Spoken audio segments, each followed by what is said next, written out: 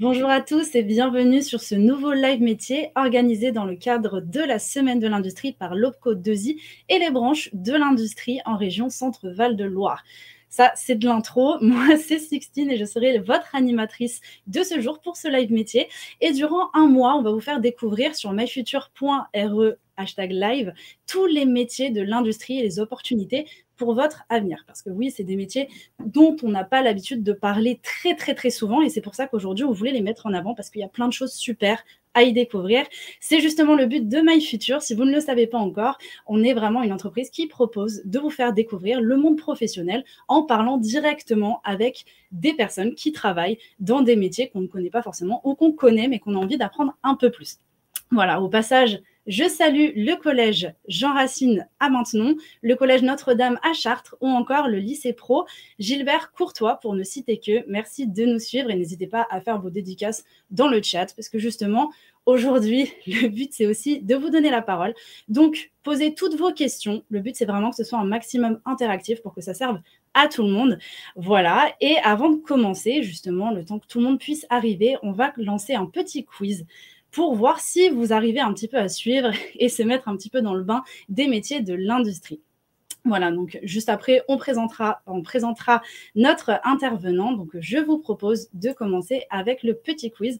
Donc, vous avez un onglet qui va s'afficher directement, l'onglet sondage. N'hésitez pas à aller dedans où vous allez pouvoir avoir un petit lien rejoindre pour commencer à présenter le quiz. Alors, je vois les participants qui arrivent un petit peu. Je vous laisse arriver. Il y a déjà 5 participants. Donc encore, bien sûr, on va tourner autour de l'industrie pour ce premier live. Donc j'espère que vous êtes prêts et que vous avez bien révisé pour qu'on puisse commencer. J'attends encore un tout petit peu, qu'il y ait un petit peu plus de participants et on va commencer à y aller. Bon, j'espère que vous allez bien de bon matin. Personnellement, moi, je suis en forme, donc j'espère que vous aussi. Et vous allez voir, on va apprendre plein de choses super dans ce live. Ah, ça y est, ça commence à arriver tranquillement. Donc, on va le commencer pour les premiers arrivants. Alors, qu'est-ce que l'industrie? La question phare de cette semaine, on va tenter d'y répondre petit à petit avec plein d'intervenants. Donc, je vais vous lire un petit peu les questions. Donc, la première réponse, vu que c'est un QCM, c'est l'industrie désigne l'ensemble des activités qui permettent de transformer des matières premières en biens de production, exemple les machines, et de consommation, comme par exemple les téléviseurs. Je vais y arriver. La deuxième réponse, l'industrie désigne les entreprises où travaillent des gens aux compétences différentes et complémentaires selon des procédures organisées, faisant appel à des moyens de production centralisés. Wow, beaucoup de mots un peu compliqués dans cette phrase, mais bon, on va tenter un petit peu de démêler tout ça. Et enfin, l'industrie désigne l'ensemble des usines présentes sur un territoire. Bon, cette réponse est un petit peu moins longue que les autres. Déjà, il y a pas mal de réponses. Je vous laisse y répondre tranquillement et faire vos petites théories. Hop. Alors moi, personnellement, j'ai ma petite idée. Je ne sais pas si vous aussi, c'est le cas. J'attends qu'il y ait un peu plus de réponses pour passer à la prochaine question, qui sera un petit peu plus courte. Vous verrez.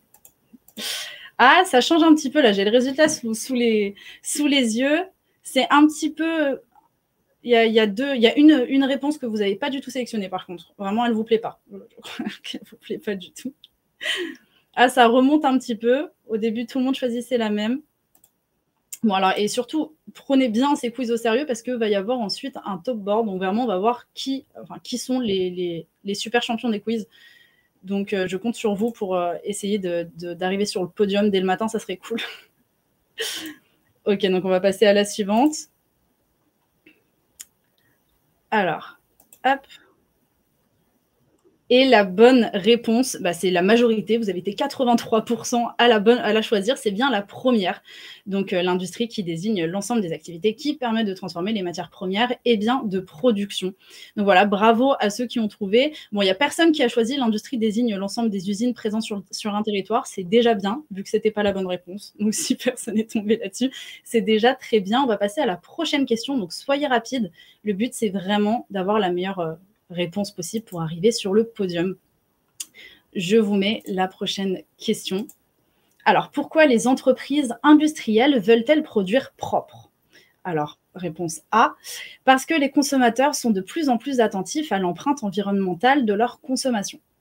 Deuxième réponse, parce qu'elles y sont contraintes par des normes et des réglementations. Troisième réponse, parce qu'elles y sont... pardon, j'ai déjà dit troisième réponse, parce que l'industrie est le plus gros émetteur de CO2. Alors là, c'est vraiment 50-50 selon vos réponses. Ah, ça bouge un petit peu. J'adore, je vois tout en direct, j'ai l'impression d'être dans une émission télé, c'est très sympa. Ok, donc là, vous êtes assez partagés. Pour le coup, il y a des réponses pour chacune. Donc, on va voir ce que vous imaginez. Et juste après, il y aura le leaderboard. Donc, franchement, réfléchissez bien. Je vous laisse encore un petit peu de temps pour y répondre. Comme ça, on va voir qui est bien déter dès le matin. Ah, ça bouge beaucoup. Ça bouge un petit peu. Il y en a qui changent leur réponse, je crois. Ok, alors attention, je vous laisse 3 secondes encore. Et puis, j'annonce le résultat. 3, 2, 1. Attention. Ok, et oui, il y avait bien 2 réponses justes à valider. Vraiment, c'est juste la dernière, parce que l'industrie est le plus gros émetteur de CO2. Bien évidemment, ce n'était pas la réponse. Mais bon, c'est pas grave. Il y en a qui se sont trompés, mais justement, on va en profiter de revenir sur tout ça toute cette semaine pour un petit peu démêler le vrai du faux sur les préjugés et les clichés qu'on peut avoir sur l'industrie. Attention, je vais dévoiler le leaderboard. Qui a gagné cette première manche? Ok, en premier, nous avons Thomas. Bravo Thomas. Ensuite, nous avons Lucas et Bacle. Bravo, franchement, là, vous avez été hyper rapide. Tout ça assez rapidement, donc franchement, bravo. Bravo à tout le monde. Ok, donc sans plus attendre, du coup, pour répondre à toutes nos questions sur l'industrie et un peu mieux comprendre pourquoi on a commencé par ce quiz et avec toutes ces questions un petit peu techniques, on va recevoir Olivier Dequin de l'entreprise Praxi, qui fait partie du coup du secteur de l'innovation. Comment ça va, Olivier? Bonjour, bah écoute, ça va très bien. Merci de m'accueillir dans ce live métier. C'est une première pour moi. Ah, tu vas voir, on est toujours très bien accueillis ici, puis les élèves, ils sont tous bien déter, donc ça va être super. Je pense qu'on va avoir plein de questions. Encore une fois, n'hésitez pas si vous avez des questions à poser. Mais pour commencer, c'est moi qui vais te poser une question, Olivier. Est-ce que tu peux nous expliquer un petit peu ton métier et nous dire aussi en quoi ça consiste? Eh bien, donc mon métier, je suis directeur technique et QSE. QSE, ça veut dire qualité, sécurité, environnement. Donc j'ai en charge toutes ces thématiques dans mon entreprise. Donc c'est un métier qui peut être qui peut être appliqué de manière très manière. Par exemple, moi, je travaille dans une PME, je m'occupe un peu de tous les secteurs à la fois, mais vous pouvez avoir des grosses entreprises justement dans des gros sites industriels. Là, dans ces cas-là, le côté qualité, sécurité et environnement est scindé en 3 services différents avec 3 personnes qui sont plutôt spécialisées selon leur thématique. Donc moi, j'ai cette chance aussi, je trouve que c'est une chance d'avoir quelque chose de très diversifié en travaillant dans une PME et de m'occuper des 3 sujets. Ok, et Par exemple. excuse-moi de t'interrompre juste, mais Oui. est-ce que tu peux nous contextualiser qu'est-ce qu'une PME? Parce qu'il y a des jeunes aussi qui peuvent ne Oui, pas trop pardon. savoir. Donc, une PME, c'est une petite et moyenne entreprise. Donc, c'est une entreprise de taille intermédiaire. Je sais qu'il y a un seuil réglementaire. Je ne l'ai plus vraiment en tête, mais je C'est veux pas dire grave. moins de 250 salariés. Bon, moi, actuellement, par exemple, en entreprise, on est 50 à peu près. Voilà.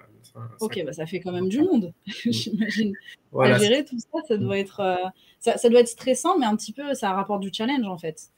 Oui, alors on est dans un secteur particulier, donc moi je travaille dans le recyclage. Donc une des choses qui est plaisante dans le métier justement de responsable QSE ou directeur QSE, c'est que c'est un métier transversal, c'est que on touche à tout et on est obligé de travailler avec tous les services de l'entreprise, donc de connaître un peu tout ce qui se passe dans l'entreprise. Donc ça c'est très Ok, intéressant. Et puis une particularité, c'est que je travaille à la tête d'un réseau d'entreprises. Praxis, c'est un réseau d'entreprises. Donc en réalité, si j'ai la structure qui m'emploie à ces 50 salariés, mais je travaille avec une vingtaine d'entreprises et quasiment 2000 salariés en réalité.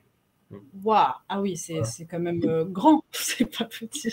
Ouais, bah après, je suis pas tout seul parce que chacune des entreprises a ses responsables QSE. Donc après, moi, j'ai un rôle de chef de projet, d'organisation, de Hmm. suivi. Je pourrais développer un peu plus tard. Oui, du coup, parce qu'en fait, comme tu parles de différents pôles, etc., c'est un métier aussi qui s'exerce du coup aussi en équipe, j'imagine.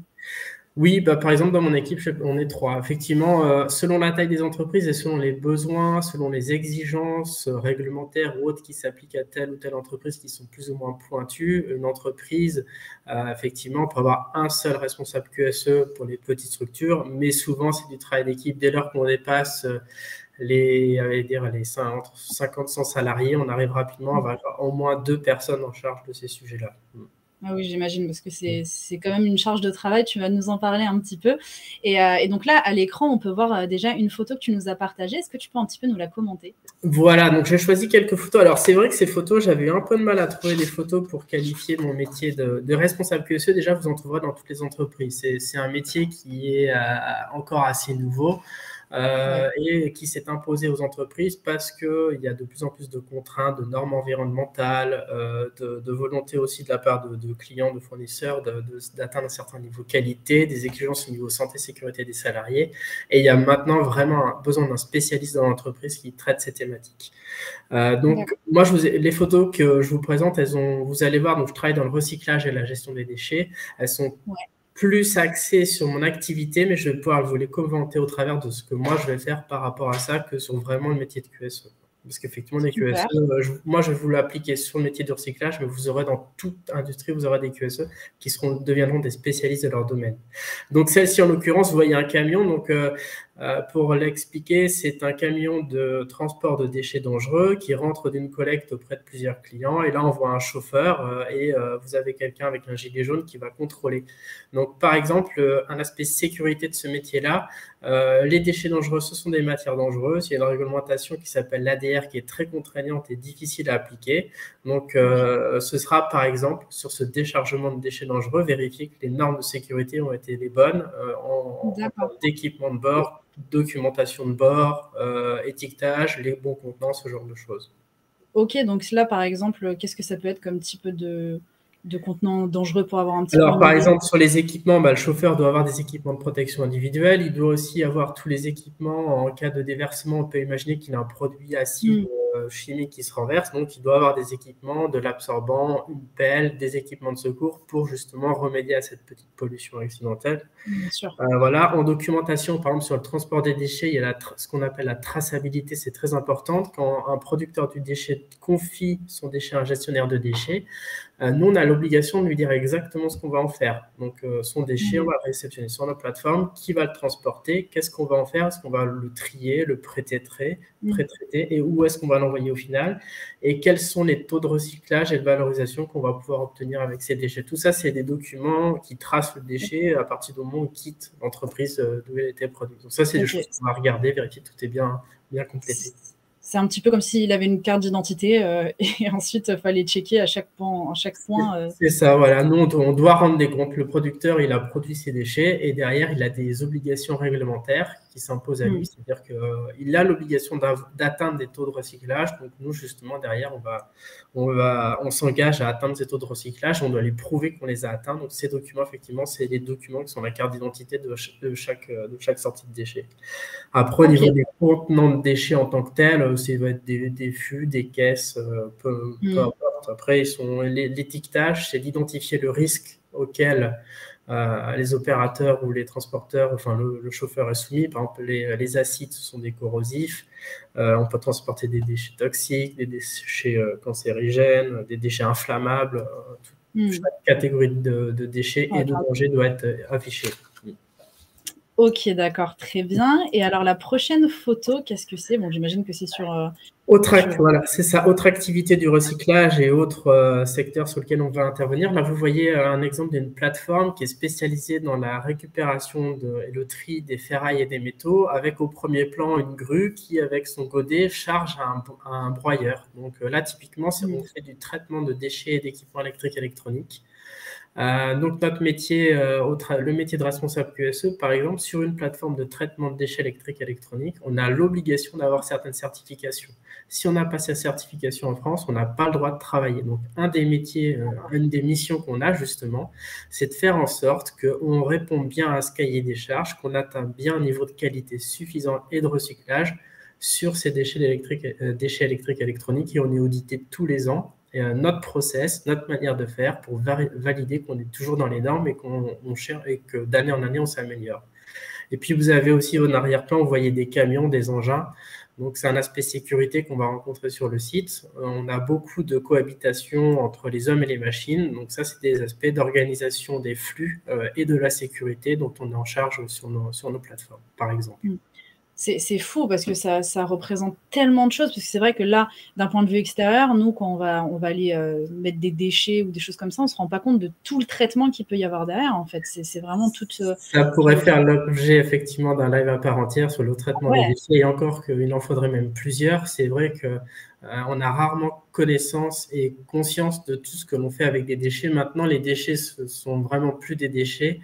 La réglementation, la pression sociale et politique aussi font que maintenant, des déchets, ce sont des nouvelles matières premières. Et notre métier, nous, c'est de faire en sorte que ce soit plus mis dans un trou ou plus brûlé. Ça, c'est vraiment la finalité. C'est ce qu'on ne veut pas. Il y en a encore aujourd'hui parce qu'on ne peut pas faire autrement. Mais la finalité, c'est de trouver une autre solution, de faire en sorte qu'on recrée une nouvelle matière première qui peut être réinjectée à fabriquer des nouveaux produits. C'est toute la difficulté, effectivement, de notre métier. Mais ce qui est passionnant. J'imagine. C'est quand on y pense au premier abord, on se dit mais on peut rien en faire en fait, alors que c'est fou qu'il y ait des personnes en fait qui travaillent à ça et qui y arrivent en fait, même si bon tout n'est pas parfait, mais c'est normal, il faut du temps et puis il y a certaines choses qui sont plus compliquées que d'autres. Mais c'est vrai que ça c'est important et c'est pour ça aussi que ces live industries ils servent à mettre ça un petit peu en avant. C'est ce côté tous ces métiers de l'ombre entre guillemets qu'on met pas assez en avant ou qu'on connaît pas encore assez bien. Qui peuvent nous permettre de changer notre perception des fois sur certains traitements, comme par exemple ici des déchets. Donc, merci encore une fois d'accepter de donner de ton temps pour nous parler un petit peu de ton métier parce que c'est passionnant. C'est passionnant et c'est de plus en plus technique. C'est vrai que moi, j'ai une petite expérience derrière moi. J'ai bientôt 17-18 ans de travail vraiment tout le temps dans le recyclage. On commençait à travailler au départ, on triait les métaux à la main avec des pelles et des grues. Aujourd'hui, on a des équipements techniques de très haute technologie et des investissements de plusieurs millions d'euros. C'est de plus en plus complexe et difficile à mettre en œuvre, mais on y arrive. En tout cas, c'est passionnant, ça évolue tous les jours. Ouais. Et justement, on a Lisa qui nous demande sur le chat, hop, je réapparais. Il y a Lisa qui nous demande sur le chat, est-ce que vous allez dans les machines aussi? Dans les machines, si on rentre à l'intérieur, oui, tout ce qui est opération de maintenance aussi, ça fait partie justement au niveau sécurité des choses qu'on doit mettre en œuvre. Une machine, effectivement, elle est très dangereuse pour l'homme parce qu'on n'a rien à y faire à l'intérieur. Donc, on a toutes des procédures de consignation, par exemple. Si une machine est en panne, il faut effectivement la débrancher, mettre aussi des moyens de sécurité de manière à être certain que personne ne va revenir par derrière brancher la machine pendant que les opérateurs sont à l'intérieur en train de la réparer. On peut être à intervenir. Et justement, là je montre à l'image, enfin une autre image que tu nous as envoyée, donc c'est de l'intérieur. Voilà, c'est ça. Donc là, c'est pour illustrer le côté technologique du recyclage, c'est qu'on n'en avait pas conscience on n'en a pas forcément conscience, mais ce sont vraiment des lignes de production industrielle maintenant, ce sont ce type d'investissement à millions d'euros. Donc là, typiquement, effectivement, c'est des machines qu'on va broyer, trier, séparer les déchets, et tout ça, ça se fait avec des cribleurs, des trieurs optiques, des tables vibrantes. Enfin, il y a énormément de technologie derrière tous ces process. Donc là, sur l'activité à montrer, c'est que, par exemple, toutes ces machines, un des travaux aussi d'un responsable QSE, c'est de regarder, de suivre au niveau maintenance, les contrôles périodiques, les vérifications périodiques, que nos matériels sont toujours aux normes. Une des nouvelles thématiques qu'on va prendre en compte, par exemple, c'est que maintenant, quand on fait installer un matériel, on va regarder le côté environnemental et en particulier le côté consommateur d'énergie. Actuellement, le contexte actuel fait que l'électricité coûte très cher. Donc, typiquement, entre deux machines, on va à la fois regarder le côté performance, mais on va regarder aussi quelle machine est équipée des moteurs électriques qui sont les moins consommateurs. Ça fait partie des critères de choix, des choses qu'on peut demander à un responsable QSE de travailler en amont avant le montage de la ligne. Ok, donc vraiment, tes missions, elles sont plein. On ne s'occupe pas de tout, mais il y a des spécialistes qui vont monter les usines, les machines, il y a les fournisseurs qui connaissent leurs machines et qui, eux, sont vraiment les spécialistes. Nous, on a vraiment, en général, notre métier, c'est vraiment des généralistes, d'avoir un peu une connaissance un peu sur tout, et puis de donner nos avis, ce qu'on a le droit de faire, pas faire au niveau réglementaire, au niveau pratique, au niveau sécurité. On pense toujours aussi aux opérateurs qui vont travailler à proximité en essayant d'adapter le travail des machines à l'homme et pas l'inverse. Bien sûr, mais c'est vrai que quand on voit ça, on se dit: «Waouh, comment ça marche?» Parce que moi, j'ai vraiment ce côté, de cliché, en fait, des films, de se dire: on appuie sur un bouton et tout se met à tout se met à fonctionner, alors que c'est plus complexe que ça quelque part. Mais c'est vrai que c'est enfin, à voir ça, franchement, c'est je sais pas ce que vous en pensez dans le chat, n'hésitez pas à nous dire. Mais moi, ça m'impressionne beaucoup de se dire, c'est quand même la technologie qui est incroyable et pour tout ça, quoi. Et du coup, la prochaine photo que tu nous montres, alors ça, c'est un tapis roulant, c'est ça?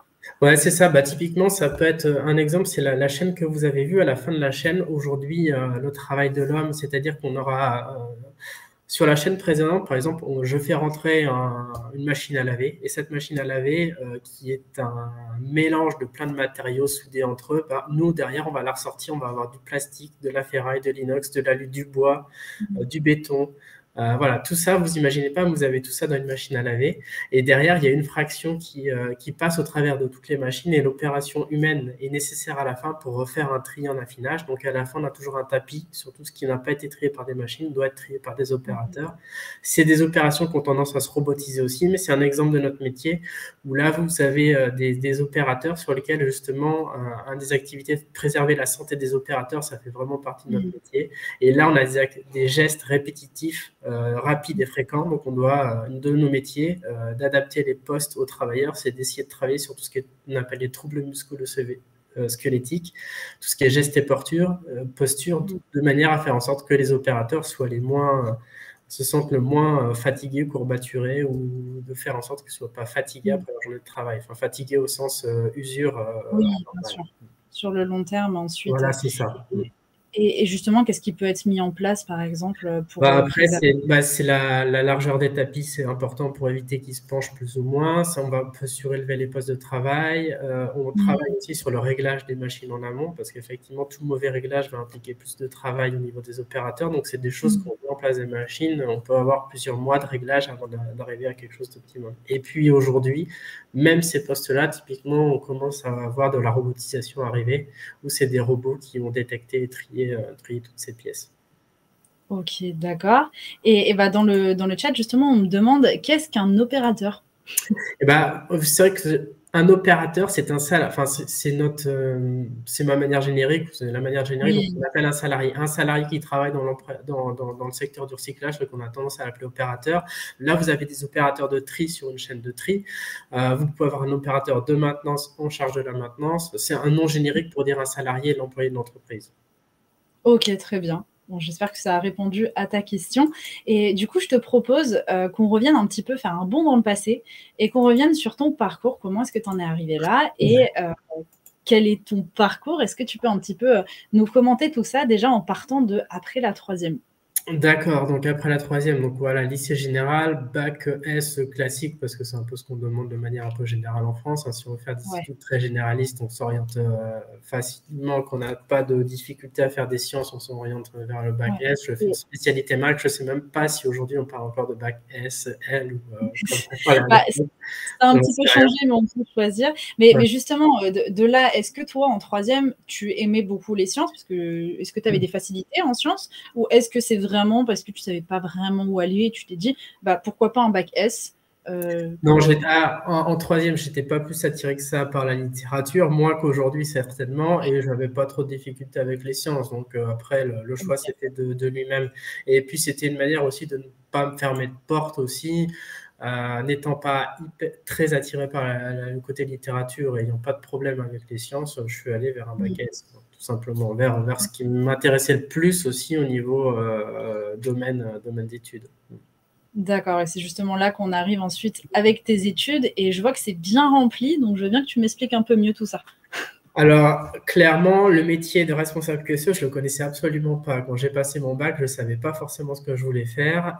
Donc, j'ai continué sur des études purement scientifiques et j'avais une activité à l'époque parallèle qui était d'être sapeur-pompier volontaire. Et je m'orientais parce que quelque chose qui me plaisait, je me dis, si je suis sapeur-pompier, moi j'aurais bien envie d'être officier sapeur-pompier. Et pour être officier sapeur-pompier, il fallait faire, donc j'étais plus auto-axé sécurité civile, mais pour être officier sapeur-pompier, c'est un concours qui, à l'époque, était à Bac+2. Et la meilleure préparation de l'époque, c'était bien de faire un IUT en hygiène, sécurité, environnement. Donc, moi, j'ai fait cet IUT à Bordeaux dans l'idée qu'à la fin de mes 2 ans, je tenterais le concours d'officier de sapeur-pompier. Une réforme est passée entre-temps et le concours est passé à Bac+3. Donc, j'ai été condamné à faire une année d'études supplémentaires. Et là, c'est la chance, parce que je me laisse porter aussi par la chance d'avoir plutôt terminé dans les premiers de promo. Et puis que mon école, mon IUT à Bordeaux voulait absolument envoyer des élèves en école d'ingénieur. Donc, ils ont dit, les premiers, on vous remplit, grosso modo, ils ont fait tout le dossier. Nous, j'ai eu juste à me présenter à l'oral pour faire la soutenance orale et être pris ou pas en école d'ingénieur. Et c'est ainsi que d'IUT HSE, je suis passé en école d'ingénieur. Donc, j'ai pas fait juste une année supplémentaire pour faire le concours, mais là, je me suis rajouté 3 années d'études, toujours dans le domaine prévention des risques industriels. D'accord, et à ce moment-là, ça avait vraiment encore... Ça, typiquement, c'est là que j'ai vraiment découvert, enfin déjà dès l'IUT, on nous parle beaucoup de ce métier de responsable QSE. J'avais fait une spécialisation supplémentaire en faisant cette école d'ingénieur. Et à l'issue de ça, typiquement, je me suis vraiment plus orienté vers ce choix de métier que vers le choix de sapeur-pompier professionnel, officier, voilà. Ok, et ça pourquoi? Parce que vraiment, c'est que tu as vraiment découvert un nouvel univers, ou c'est qu'avec le temps, en fait, tu t'es vraiment dit c'était pas forcément ta passion première, pompier? C'est pas, non, enfin, c'est toujours quelque chose qui m'a attiré, mais effectivement, je pense que c'est les copains, les études, les contextes ont fait que j'ai j'ai eu aussi beaucoup moins de temps à consacrer à ma caserne en tant que sapeur-pompier. Donc, derrière, je me suis un peu détaché de ça, effectivement. C'est toujours quelque chose qui me plaît, mais je le fais plus non plus en tant que volontaire. J'ai plus quelque chose dont j'ai plus forcément. Non, c'est vraiment, ça s'est fait comme ça, en fait. Ouais, c'est le destin quelque part. Enfin, c'est arrivé face à toi comme ça. Mais juste, j'aimerais qu'on revienne sur un petit truc, parce qu'il y a quand même écrit stage en Australie, qui est quand même hyper intéressant. On a eu une chance, effectivement, c'est pareil, c'est qu'on avait, ça c'est l'IUT HSE de Bordeaux, qui avait un prof d'anglais qui avait énormément de contacts avec beaucoup d'écoles ou même d'entreprises à l'étranger. Et une chance aussi dans ces études-là, que ce soit l'école d'ingénieur ou les IUT, c'est qu'il y a beaucoup de stages. Et si on se débrouille un petit peu, il suffit de parler l'anglais puis d'avoir les bons contacts. Alors là, c'est vrai qu'on avait une très bonne porte d'introduction puisqu'on avait un prof qui avait des bons contacts.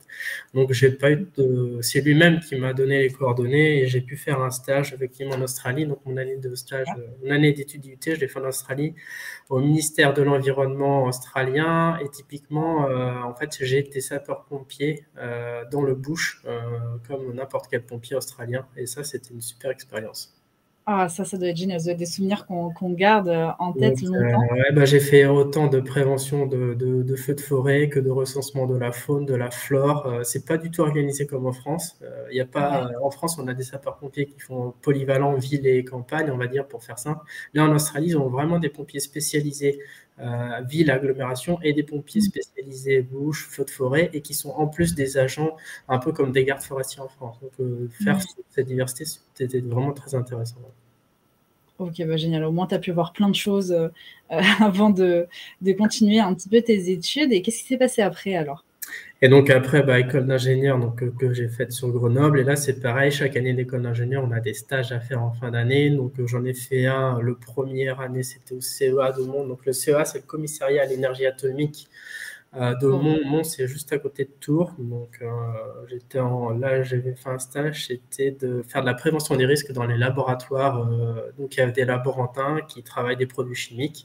Et donc justement, à quel risque étaient-ils exposés, à la fois en tant que produit, puis aussi par leur activité métier. Donc tout un travail d'évaluation des risques à faire et de prévention des risques. Tous les risques identifiés, justement, quels moyens on mettait en place pour les limiter. Sur la mairie de Grenoble, c'était en 2e année. Donc là, c'était un stage en équipe. En plus, on était plusieurs avec un camarade de promotion. On a travaillé à créer un livret d'accueil sécurité pour tous les agents de la municipalité de Grenoble. Donc, on n'a pas travaillé le côté communication, mais on a travaillé sur le fond du sujet. On a identifié tous les métiers dont la mairie de Grenoble était l'employeur. Et puis, on leur a fait un livret d'accueil pour les informer à l'embauche des risques auxquels ils allaient être confrontés pendant leur travail et donc les mesures de prévention. Super.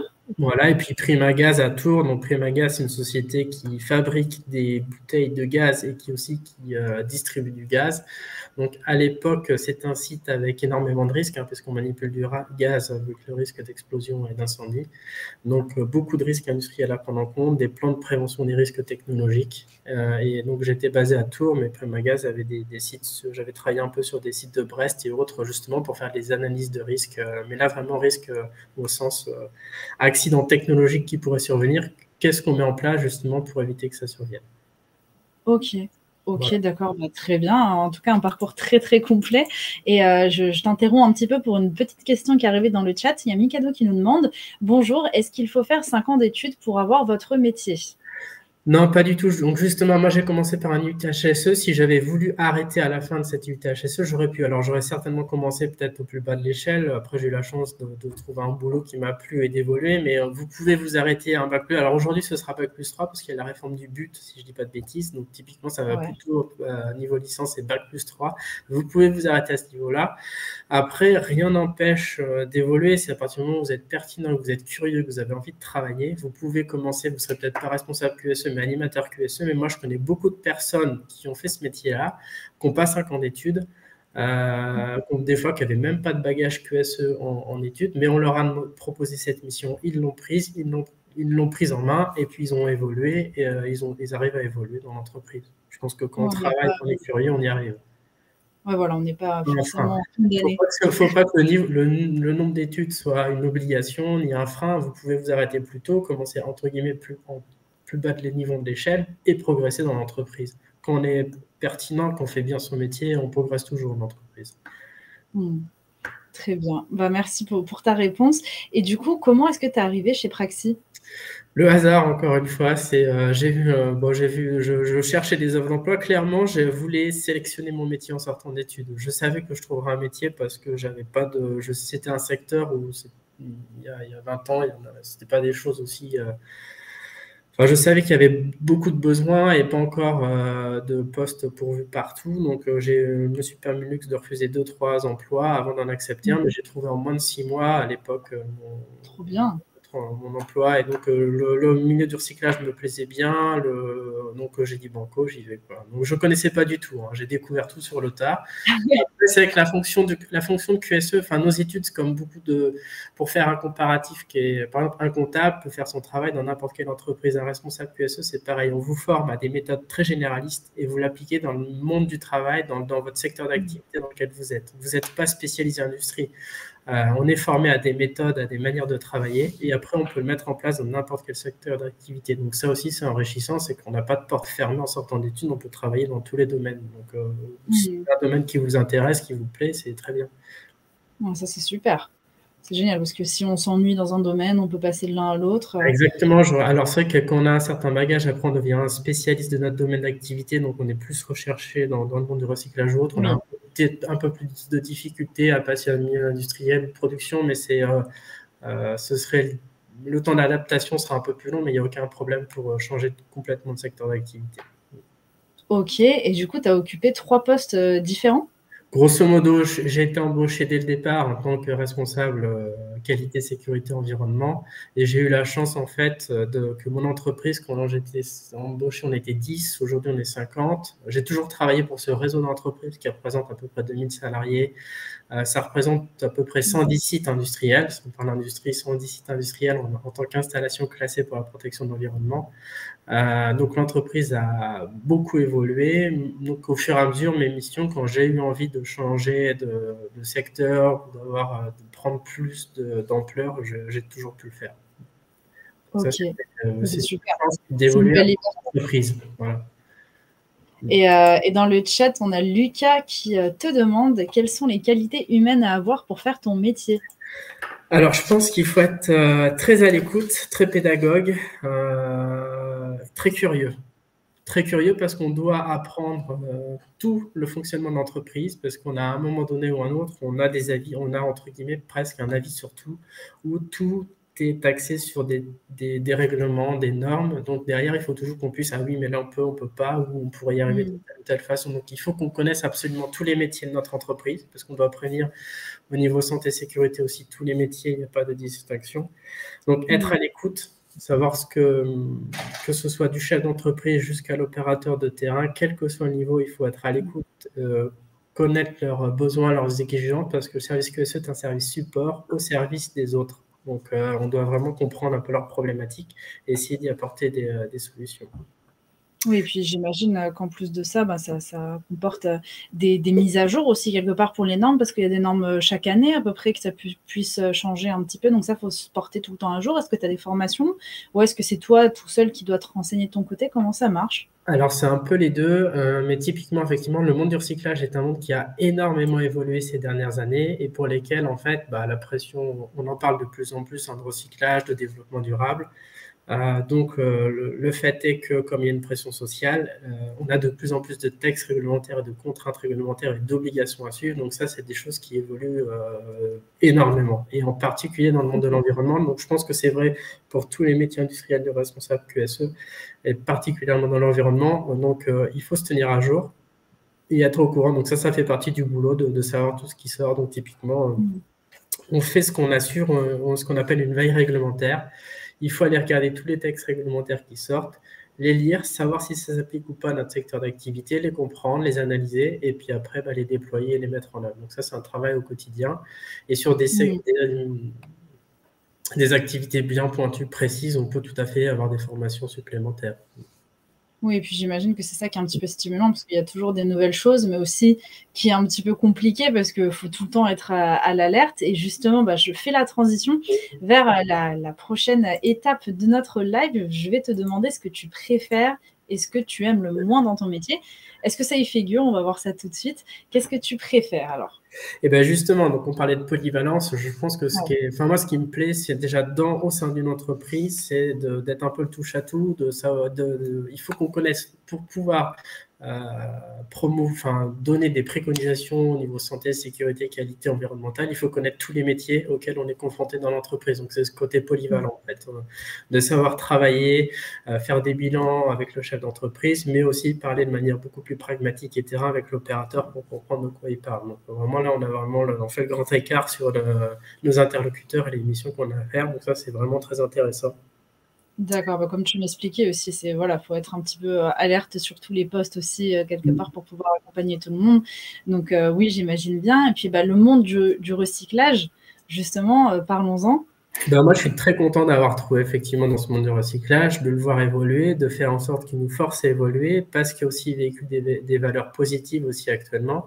D'ailleurs, les métiers de responsable QSE évoluent de plus en plus vers des métiers de responsable développement durable ou de RSE pour responsabilité sociétale des entreprises, mais ça veut dire développement durable. C'est des cordes qu'on a rajoutées au fur et à mesure à nos arcs de ces métiers-là, et c'est vraiment, vraiment enrichissant. Le métier du recyclage, effectivement, c'est de voir que il y avait beaucoup de déchets qu'on envoyait en enfouissement en stockage. Aujourd'hui, c'est plus du tout le cas. On les travaille de plus en plus de manière à en ressortir de plus en plus de choses, de matières dont on a besoin dans nos pays, dans nos métiers. Et puis, c'est un métier aussi qui fait qu'on travaille beaucoup en France, un peu avec des filières européennes. Donc ça aussi, c'est un côté intéressant. Ok, d'accord. Ça, de toute façon, on va en reparler un peu plus tardivement. Mais oui, justement, le recyclage, je pense que c'est vraiment quelque chose qui est de plus en plus au goût du jour et beaucoup plus mis en avant dans le monde. Donc, je pense qu'il va y avoir encore plus de normes avec le temps, encore plus d'innovation. Donc, j'ai vraiment hâte de voir ce que tout ça nous réserve. Et c'est toujours mieux pour la planète, forcément, d'essayer de trouver des solutions. C'est important. Et du coup, on va passer aux choses que tu aimes un peu moins dans ton métier, parce qu'on a parlé de beaucoup de choses que tu adores et des choses qui sont super. Alors, j'ai mis beaucoup de tâches et peu de temps. Vous avez compris, effectivement, dans une entreprise de taille moyenne, effectivement, quand on est multitâche, effectivement, ça veut dire qu'on a une liste de choses qui est énorme, mais c'est le côté diversifiant aussi. Ça va avec le côté polyvalence, diversité. Donc, ce qui peut être frustrant, c'est de temps en temps, on a l'impression de ne pas avancer. Donc, en fait, après, il faut hiérarchiser les priorités pour l'entreprise et savoir quelles sont les priorités. Puis après, on a une liste d'attente et puis on attaque, on rentre dedans et on attaque. Mais c'est vrai que ça peut être frustrant de temps en temps, effectivement, de se rendre compte d'avoir une montagne de choses à faire et pas d'avoir que la capacité humaine de faire ce qu'on peut faire dans une journée. Ouais, c'est clair. Et justement, il y a Lisa qui nous demande qu'est-ce que tu entends par polyvalence? Est-ce que c'est parce que tu fais plein de métiers à la fois? Est-ce que tu Ouais, veux en que je fait, le côté polyvalent, c'est pas non, je fais mon métier, mais je dois être au courant de tout ce que font tous les métiers. Le côté polyvalent, c'est par exemple le matin, je peux très bien travailler sur des textes réglementaires très pointus. L'après-midi, je mets mes chaussures de sécurité, mon casque et je vais sur un site. Et là, je vais peut-être mettre la main à la pâte, à la fois pour comprendre vraiment ce que font les opérateurs, pour plus tard savoir moi comprendre leurs contraintes. Donc, c'est là ce grand écart, effectivement. Cette polyvalence, c'est d'avoir la capacité. Puis, c'est d'avoir aussi de connaître le métier. Le recyclage, c'est pas mon métier, c'est celui des exploitants. Par contre, je dois savoir ce qu'on fait avec les matières, où elles vont, ce qu'elles font, ce qu'on peut en obtenir. Voilà, plein de choses à savoir. Partout. C'est Il ça. faut vraiment observer tout ce qui se passe. Ok, Oui. très bien. Et puis là, tu nous parlais d'un poste pas toujours très bien reconnu.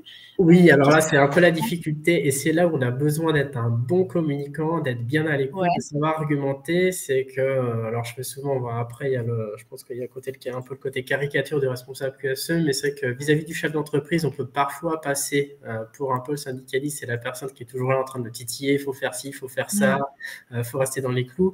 Et puis de l'autre côté, quand on va voir l'opérateur aussi, le responsable QSE, c'est celui qui m'embête, il m'impose de travailler de telle ou telle façon, parce qu'effectivement, on va se heurter à des habitudes qui ne sont pas forcément toujours des bonnes habitudes, mais qui sont des habitudes, et faire changer les habitudes à nos salariés, à nos opérateurs, c'est ce qui est compliqué. Donc, on est entre les deux, et donc parfois, il y a des moments où c'est pas toujours facile. Voilà. Typiquement, sur la période de Covid, les responsables QSE étaient ce qu'on appelait les référents Covid en entreprise. Donc, il fallait convaincre le chef d'entreprise que on nous demandait de mettre en place pas mal de mesures de prévention qui pouvaient être contraignantes, mais on n'avait pas le choix. Et puis de l'autre, les faire accepter par les opérateurs. Donc, on peut se prendre des remarques un peu négatives des deux côtés. Après, nous, on doit faire notre travail, quoi. C'est le côté double tranchant en fait d'un métier avec une part humaine aussi grande. C'est le côté génial parce que du coup, il y a beaucoup de dialogue, beaucoup de relationnel. Mais d'un autre côté, faut savoir mettre un peu, comme on dit, de l'eau dans son vin pour. Après, puis c'est pas toujours comme ça. Je veux dire, il y a des moments c'est un peu plus dur, des moments ça se passe bien. C'est pas quelque chose qui est continu non plus dans le métier. Faut pas voir ça. Ok, très bien. Et alors, on a une élève qui nous demande, est-ce que vous avez des habits de sécurité que vous devez avoir tout le temps? Alors là, typiquement, je suis au bureau, j'en ai pas. Mais par contre, quand je vais sur un site effectivement industriel, il y a des équipements de sécurité de base, mais qui ne sont pas des équipements contraignants, qui sont ceux qu'on demanderait à n'importe quel visiteur qui vient visiter sur nos sites.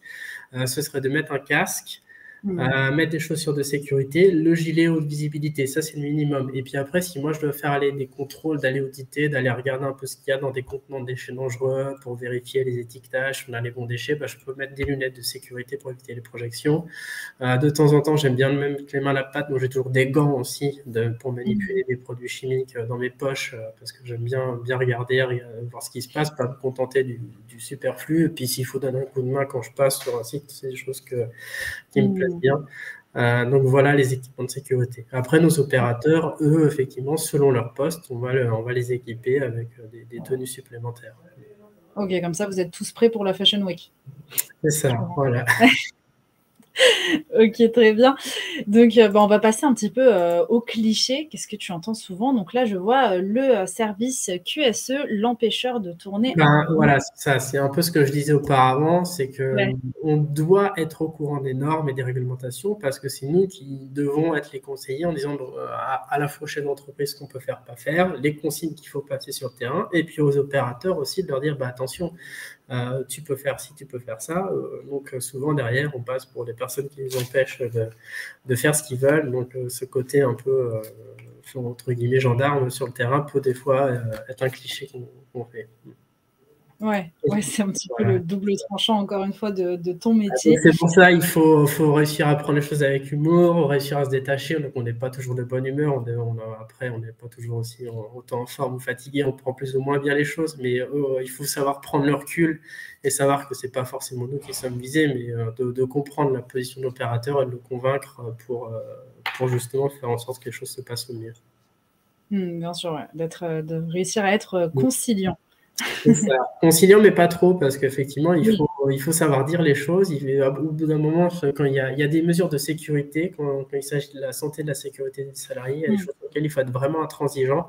Justement, on voit avec le côté le gars qui n'est pas drôle et qui est inflexible, effectivement, on peut être comme ça dans le travail parce que c'est ce qu'on nous demande, mais on n'est pas forcément comme ça de caractère ou dans la vie perso. Oui, justement, comme t'en parles, excuse-moi, je t'ai coupé, mais comme t'en parles, je prends un petit peu la perche parce que c'est souvent des questions qui reviennent. Si on est très timide et on a très envie de faire ton métier, mais qu'on a peur d'être timide et de pas trop oser dire les choses, est-ce que tu penses que c'est réellement un frein à ce métier ou est-ce que c'est quelque chose qui peut se travailler? C'est quelque chose qui, moi, typiquement, je n'étais pas forcément. Je vais me considérer aussi dans les personnes qui étaient plutôt timides quand j'étais à l'école, à pas forcément parler. Je faisais mon travail, mais pas plus. Enfin, je cherchais pas forcément à me mettre en avant, quoi que ce soit. Donc, j'ai envie de dire, si tu travailles, si c'est quelque chose qui se travaille et avec l'expérience, avec la pratique, on devient un peu plus sûr de soi. Donc, la timidité, dans ces cas-là, elle s'efface. Ça veut pas. Il y a un travail personnel à faire, effectivement, pour vaincre cette timidité, mais il faut pas que ce soit un frein. Par contre, il faut vraiment avoir la volonté d'aller au-delà de sa timidité pour y arriver. Il faut aller voir les gens, il faut aller leur parler. Donc, plus on est sûr de soi, mieux on connaît son métier, plus on est sûr de soi, moins la timidité doit s'exprimer. Mais il faut Bien sûr. travailler sur ce caractère-là aussi. Ouais. C'est quelque chose qu'on constate souvent justement en faisant à travers ces live métiers avec des professionnels. Pour ceux qui nous regardent, ne stressez pas trop parce que c'est vrai qu'une fois qu'on est dans le bain de la vie professionnelle, on a tendance à se redécouvrir quelque part et justement à progresser sur plein de choses, des traits de personnalité qu'on ne connaissait pas, qu'on se connaissait pas et qui vont pouvoir nous aider un petit peu parce que c'est vrai que quand on est dans le travail, on pense pas tout de suite à notre personnalité, on va penser tout de suite à bien faire et c'est comme ça que des fois on peut se révéler au travail. Donc ça, pour le coup, ne stressez pas trop là-dessus parce que je sais qu'il y a souvent des questions à ce propos. Donc oui, est-ce que c'est quelque chose qu'on te dit souvent que tu es, je cite, le gars qui n'est pas drôle et qui est inflexible? Après, maintenant, c'est plus sur le ton de la boutade.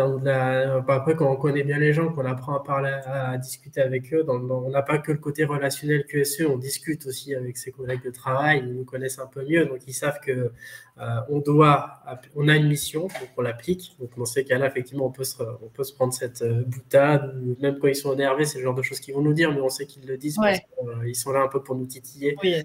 Voilà, donc après, c'est à chaque responsable QSE aussi de savoir faire passer ces messages et de faire comprendre qu'en fait, il y a des niveaux il y a certains points sur lesquels effectivement il ne faut pas transiger, mais globalement, il faut être capable de discuter, de tout entendre et de discuter sur tout. Donc, voilà. Ok, c'est très bien parce qu'il y a Clémentine dans le chat qui nous dit justement Olivier explique très bien. Donc, c'est comme quoi tu es en train un petit peu d'illustrer ce que tu es en train de nous dire, donc c'est parfait, naturellement, ça se met en place. Donc, je te propose qu'on passe un petit peu à la suite. Donc là, c'est la partie un peu plus rapide sur toutes les questions auxquelles on n'a pas eu le temps de répondre. Déjà, est-ce que tu as des déplacements professionnels? Donc, j'imagine sur les sites, mais autrement, est-ce que c'est arrivé? Moi, oui, par rapport à mon positionnement, je suis basé au siège social de Praxi. Nous sommes à Tours et on a tous les sites. Donc, il y a 110 sites à visiter. Je ne vais pas voir les 110 sites en France. Par contre, je fais beaucoup de déplacements pro sur l'ensemble de la France. Maintenant, en plus, j'ai une équipe. Avant, j'étais tout seul. Donc, j'étais souvent en déplacement. C'était justement un des moins du métier. Là, tout en bas, j'aurais pu dire au tout début de ma carrière, je n'étais pas très souvent à la maison. Maintenant, je le suis beaucoup plus parce qu'on a une équipe et puis qu'on se repose aussi beaucoup sur des QSE de plus en plus performants dans nos entreprises. Voilà. Mais si tu es responsable QSE d'un site industriel, d'une entreprise qui n'a qu'un site, tu n'auras pas de déplacement professionnel. Ça, c'est des choses aussi, quand tu postules à une offre d'emploi, c'est des choses obligatoires qu'on te présente tout de suite sur comment est organisé ton poste de travail. Ok, et là, je vais un petit peu sauter vite fait les questions pour revenir là-dessus parce que ça m'intéresse. Si, mettons, j'imagine que, par exemple, des langues étrangères, par exemple, toi, tu es parti en Australie, tu parles assez bien anglais, j'imagine? C'est encore des notions j'ai envie de dire, il y a quelques années, je parlais bien. Bon, je n'ai pas trop discuté avec l'anglais, il faudrait vraiment que je me mette dedans. Après, la particularité du recyclage aussi, c'est qu'on a des réglementations qui font que envoyer des déchets à l'étranger, ça se fait, mais c'est très compliqué.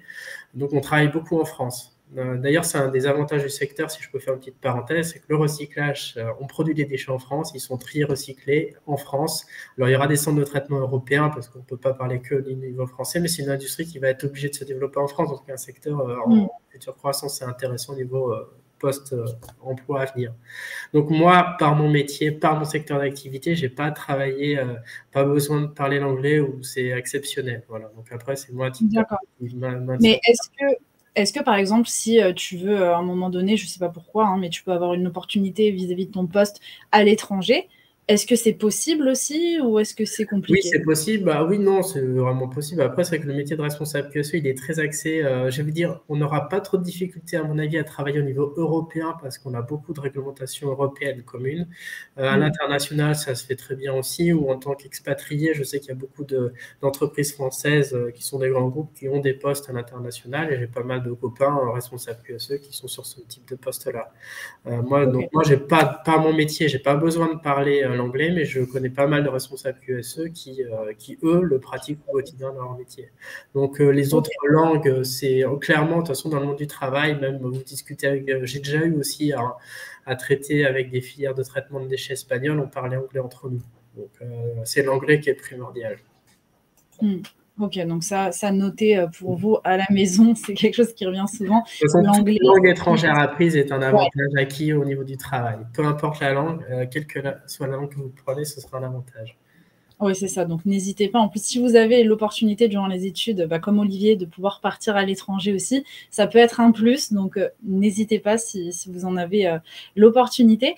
Et alors, au niveau de ton métier, Olivier, les horaires, les week-ends, comment ça se passe? Est-ce que c'est sur une forme classique ou est-ce que c'est propre à ton métier? Non, je suis une forme classique, j'ai pas d'horaire, hein, donc j'ai pas d'horaire dans le sens où j'arrive quand je veux, je pars quand je veux, donc mon travail est fait avec un nombre minimum d'heures par semaine, mais je suis pas contrôlé par rapport à ça. Je travaille du lundi matin au vendredi soir. Les vacances, c'est du classique. On a les semaines de congés payés classiques, les 5 semaines, plus des récupérations, des journées de travail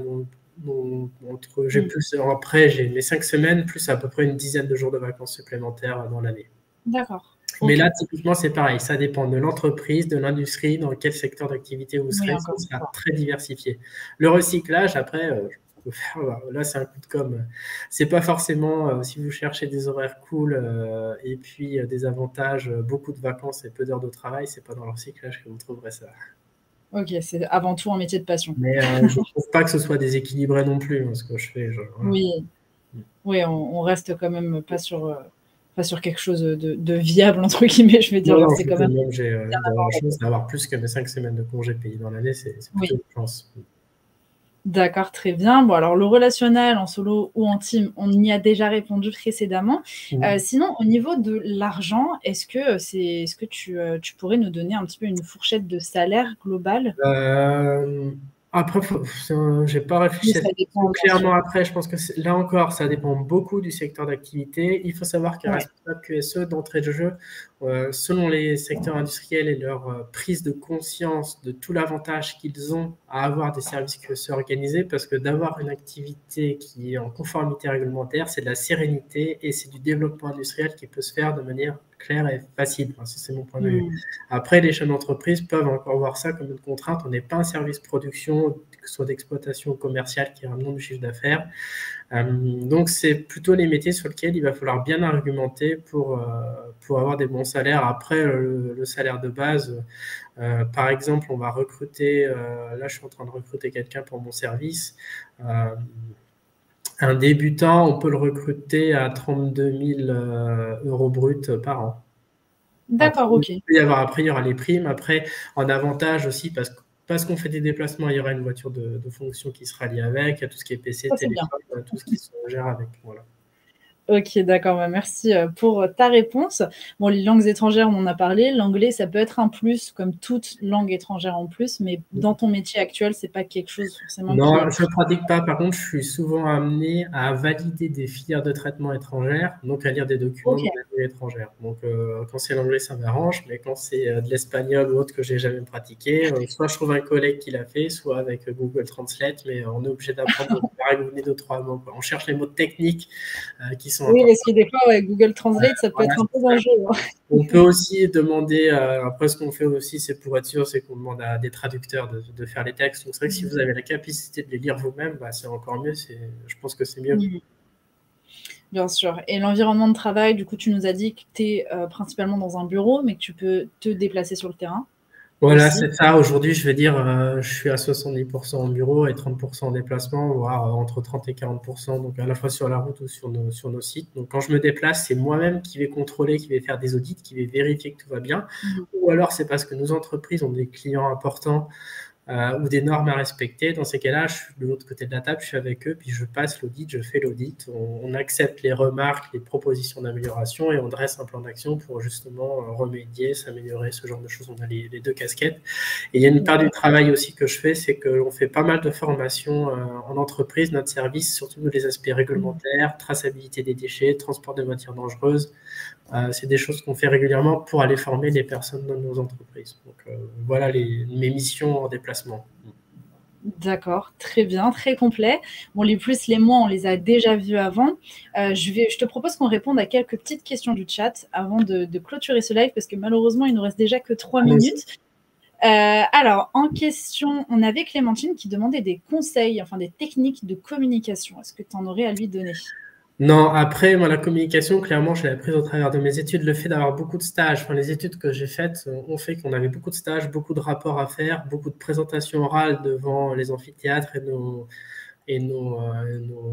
copains, quoi. Donc, clairement, typiquement, on avait beaucoup de rapports et de rendus à faire. Et typiquement, la timidité, c'est un peu, pour répondre à cette question-là, tu arrives à l'affronter à ce moment-là. C'est que, au travers des études, le fait d'avoir à se faire de plus en plus de présentations, tu prends une habitude de parler devant tout le monde. Voilà. Après, les techniques de com, j'en aurais pas. On peut faire des formations dans le cadre professionnel, justement, pour améliorer sa communication. Moi, à mon niveau, je pourrais pas donner de conseils par rapport à ça. Déjà, merci. Ouais. Merci pour les premières pistes. Déjà, ça peut être déjà rassurant. Et aussi, on a une question. Est-ce que vous saviez tout de suite que vous vouliez faire ce métier? Donc ça, on y a un petit peu répondu avant. Mais c'est vrai, quand est-ce que tu t'es vraiment dit, c'est là-dedans que je veux travailler? À quel passage, en fait, de tes études? Bon, après, ça s'est fait petit à petit. Il n'y a pas eu un jour où je me suis dit, tiens, je vais être responsable HSE. C'est, comme je l'ai expliqué, pompier m'a amené plutôt à la sécurité. Donc, les études HSE, j'ai eu la possibilité, l'opportunité de les prolonger. Donc, d'apercevoir ce métier au travers de mes expériences au niveau stage et autres. Puis typiquement, ça m'a paru, j'ai continué sur cette voie typique. Voilà, normalement. Ouais. C'est vrai que c'est pas un métier qu'on connaît en dehors de. Je pense qu'il y a beaucoup de personnes qui ont fait ces études, qui ont découvert le métier au travers des études et qui sont mises dedans. Rares sont ceux qui disent je veux être responsable QSE, je pense. Ouais, c'est pour ça qu'on fait ce live métier aujourd'hui. Vous êtes l'élite. Vous êtes au courant de ce métier aujourd'hui. D'ailleurs, n'hésitez pas encore en commentaire à poser toutes vos questions et puis aussi à donner un petit peu vos réactions à chaud. En tout cas, merci beaucoup Olivier d'avoir accepté de nous parler aujourd'hui de ton métier. C'était super clair. J'ai appris plein de choses et je pense que je suis loin d'être la seule. Est-ce que pour clôturer ce live, est-ce que tu aurais encore un petit conseil ou un mot que tu aimerais faire passer aux élèves qui nous regardent en ce moment? Venez travailler dans le secteur du recyclage, c'est super intéressant. Ok, simple, il y a plein de métiers. Je vous ai parlé du métier responsable QSE, mais je pense qu'il y a tous les métiers qui tournent autour de ça. On véhicule des valeurs positives de protection, de préservation de l'environnement. Et puis, vous pouvez faire n'importe quel métier dans ce secteur d'activité. C'est très, très intéressant. Ok, très très bien. Merci beaucoup encore pour toutes ces belles paroles et ces encouragements. Et merci à vous d'avoir suivi ce live métier. J'espère qu'il vous a plu autant qu'à moi. Le replay du live sera bien sûr disponible dans quelques jours sur le site internet de MyFuture #live si vous voulez retrouver toutes les infos. Et puis voilà, si vous avez des passages que vous avez loupés, il n'y a pas de souci, on peut toujours revoir ça en replay. Le prochain événement, j'en profite pour vous le dire, est aujourd'hui à 15h et ce sera l'occasion de découvrir pendant une visite virtuelle les locaux de l'entreprise BizLink Tech. Voilà, toujours dans le secteur de l'innovation pour continuer dans cette branche de l'industrie. Je compte sur vous pour nous suivre jusqu'au 15 décembre lors de ces live métiers pour découvrir un maximum l'industrie et le nombre de métiers comme celui d'Olivier aujourd'hui qu'on ne connaît pas forcément et pourtant qui sont hyper intéressants, qui seront peut-être les vôtres dans le futur. Voilà, très bonne journée à tous et à toutes et cet après-midi pour cette live, pour cette visite d'entreprise, pardon. Au revoir tout le monde et encore merci pour tout. Merci pour votre écoute. Au revoir.